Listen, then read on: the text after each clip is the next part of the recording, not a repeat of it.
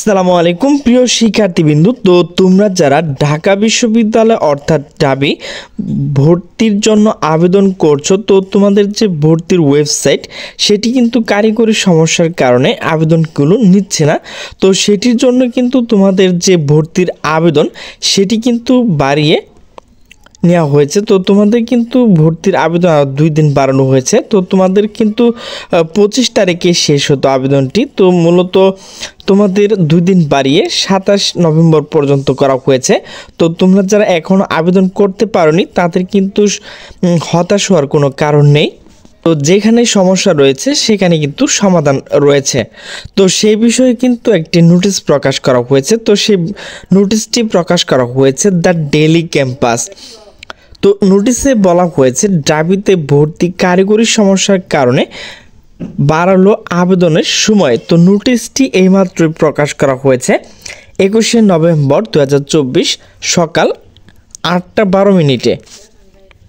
তো নোটিশে বলা হয়েছে ঢাকা বিশ্ববিদ্যালয় অর্থাৎ ঢাবি 2024-25 শিক্ষাবর্ষে আন্ডার গ্রাজুয়েট প্রোগ্রাম ভর্তির আবেদন সময় বাড়ানো হয়েছে। কারিগরি সমস্যার কারণে 2 দিন আবেদন সময় বেড়েছে বলে বিশ্ববিদ্যালয়ের যে ভর্তি বিষয়ক ওয়েবসাইট জানিয়েছে কর্তৃপক্ষ। এছাড়া SMS ও সমস্যার সমাধান করা হয়েছে।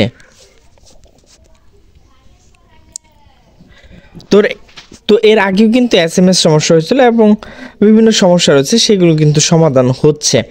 তো বিজ্ঞপ্তিতে বলা হয়েছে কারিগরি সমস্যার কারণে সেবা প্রদানের বিঘ্ন ঘটায় ভর্তি ইচ্ছুক শিক্ষার্থীরা সুবিধার্থে আন্ডার গ্রাজুয়েট ভর্তি আবেদন সময়সীমা 27শে নভেম্বর রাত 11:59 পর্যন্ত বৃদ্ধি করা হয়েছে।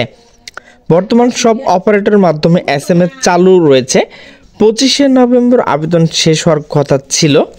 4 নভেম্বর থেকে অনলাইন আবেদন শুরু হয়েছে। এরপর 2 লাখ বেশি শিক্ষার্থী আবেদন করেছে। সবচেয়ে বেশি আবেদন পড়েছে বিজ্ঞান ইউনিট, চারুকলা ইউনিট কম আবেদন পড়েছে। এবার 6010 আসনে ভর্তি নেওয়া হবে। ভর্তি পরীক্ষা আগামী 3 জানুয়ারি থেকে শুরু হবে। আবেদনের জন্য এখানে যে ওয়েবসাইট রয়েছে, তো আপনারা যেহেতু আবেদন করছেন তো সেহেতু কিন্তু জানেন কোন ওয়েবসাইটে করতে হবে। তো আমি সেই ওয়েবসাইটটি বলে দিচ্ছি, admission.eis.duac.bd লিঙ্কে প্রবেশ করে কিন্তু আপনি আবেদনটি করতে পারবেন। শিক্ষার্থীবৃন্দু, এখন যারা আবেদন করতে পারেননি তাদের কিন্তু হতাশ হওয়ার কোনো কারণ নেই।